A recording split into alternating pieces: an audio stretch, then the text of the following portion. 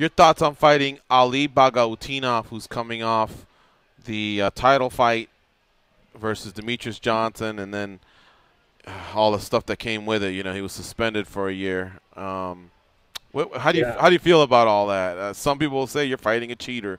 Others will just say, hey, he made a mistake. Where do you sit with this? Yeah, I mean, well, he did cheat. I don't know if he's like if you can define the guy as a cheater, but he did cheat. For that particular fight at least. Who knows what else? But he got punished for it, and he paid the cost. Being suspended a year. So I feel good about the fight, man. I mean, cheating or not, I've probably fought guys that were on something before. I just hope it didn't sway the decision as far as like, changing it as to a win. Other than that, I feel I'd probably beat guys, that did the same thing, whatever. Um, but other than that, man, that's over and done with. Like I said, he did his year suspension. That's what it took.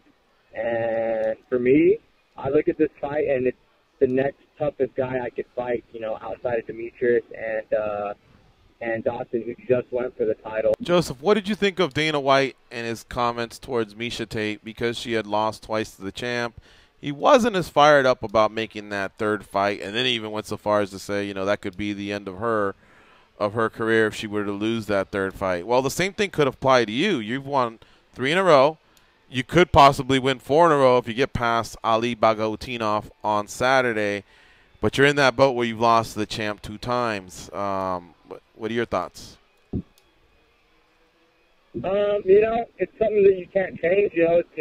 It's as real as it gets. It's real life. Like it's a situation, so it's hard to be like, oh, what can happen and what would happen and what should happen and how I feel because it's real. Like I'm really there. I haven't gone for the third fight yet, but there's no way I would turn down a third fight, and that is in reality the only fight I really want.